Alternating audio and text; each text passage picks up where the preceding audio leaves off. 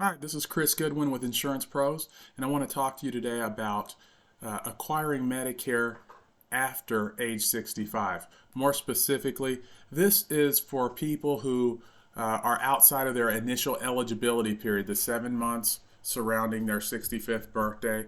If you are going on to Medicare after that time period, then you're going to want to view this video.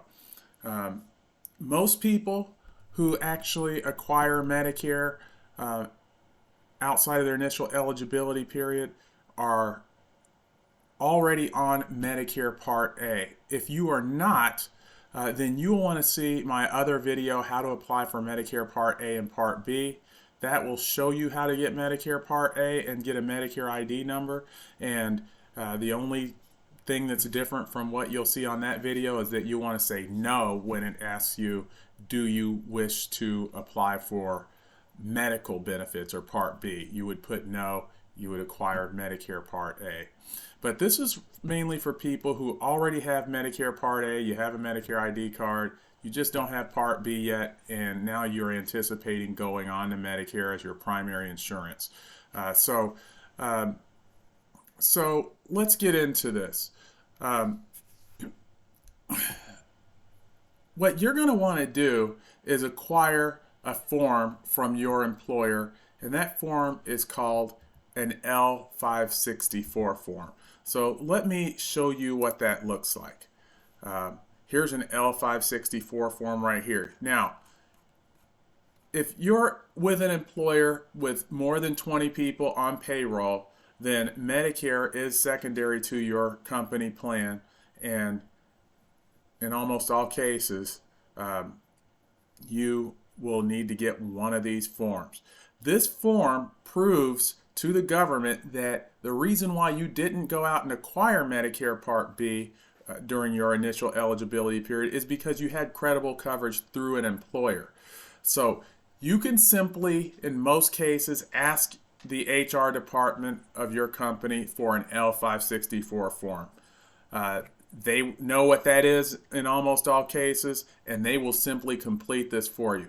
Some employers just tell you that you have to actually get an L564 form and then complete Section 1, and they will actually complete the rest. If that's the case, yeah, this is something you could simply download or ask us for. You can just Google it.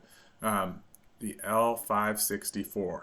Now, in Section 1, you're going to put your employer's name, the date that you're doing this, employer's address, city, state, and zip, the applicant's name, and the employee's name. So, to be clear, if you are the person who's 68 years old, you're finally going to retire,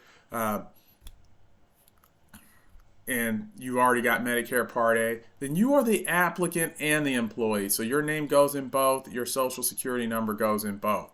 However, a lot of times you are carrying the insurance for yourself and your spouse. So if you're the spouse of a 68-year-old and you're outside of your initial eligibility period, well, you need one too.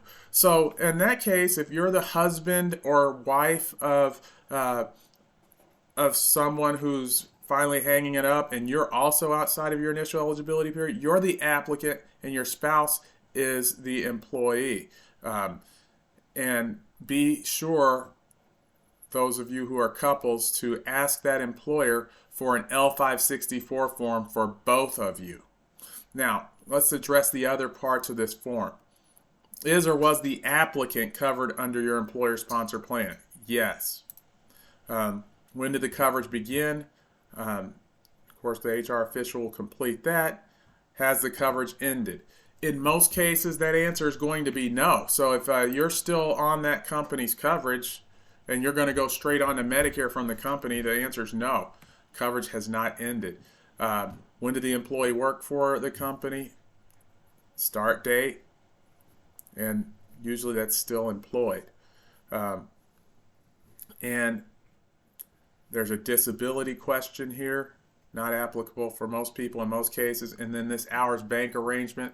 This is if someone has left the company and is no longer actively an employee, but they've, let's say, banked a bunch of PTO, and there's a separation agreement, and they've agreed to actually cover you out to a certain period. So you and your employer will be able to work through that.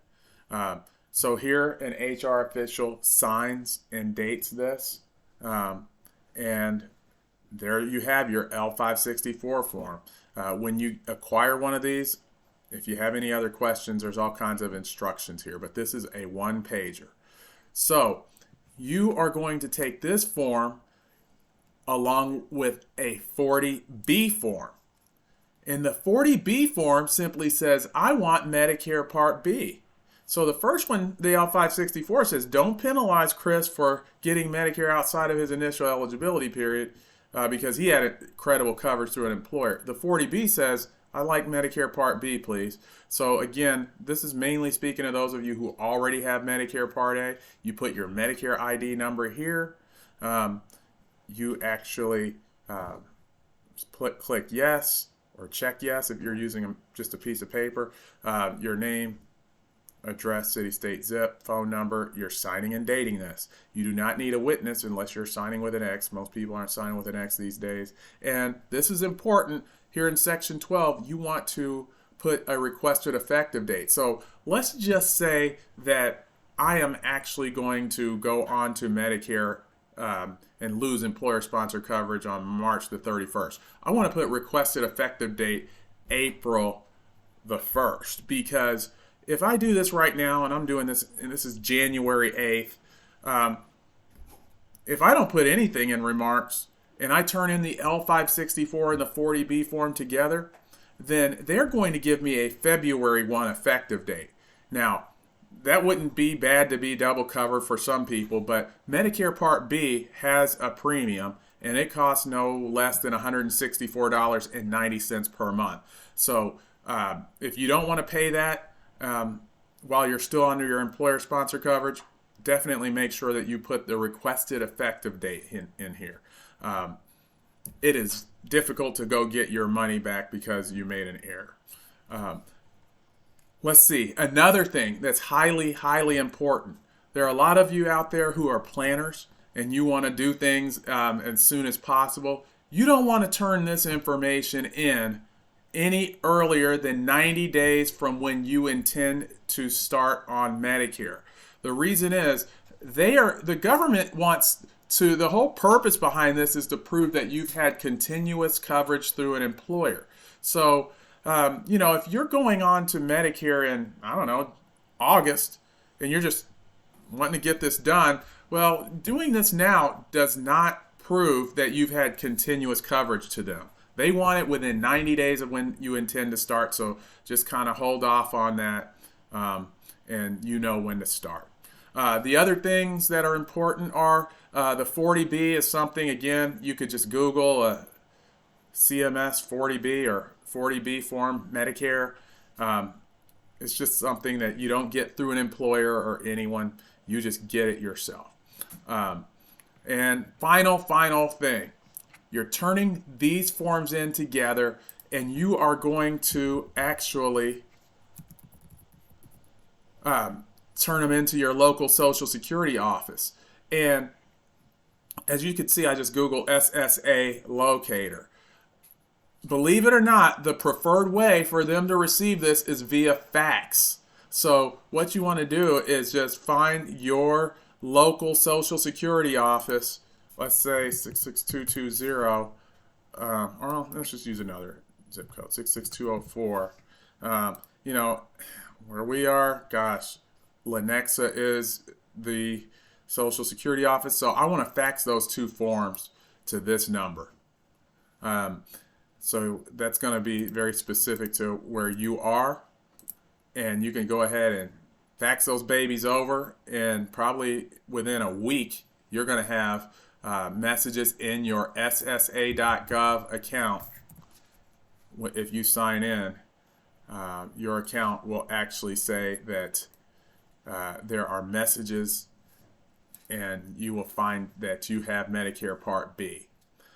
So hopefully this has been helpful.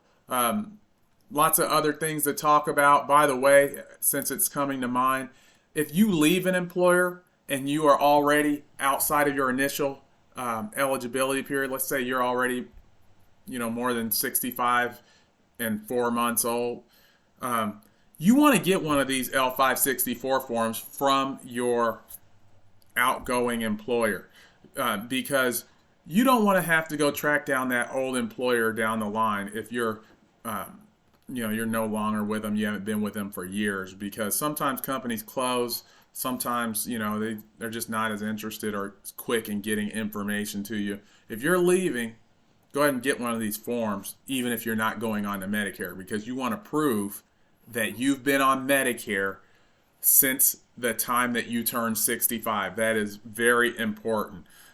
When it says when did the applicant's coverage begin, you want to make sure this month and year corresponds to at least from when you turn 65. A lot of employers get it wrong, and they actually put in a date of when the last employer-sponsored plan started. Totally inapplicable. They want to know how long you've been covered under employer-sponsored coverage with that company.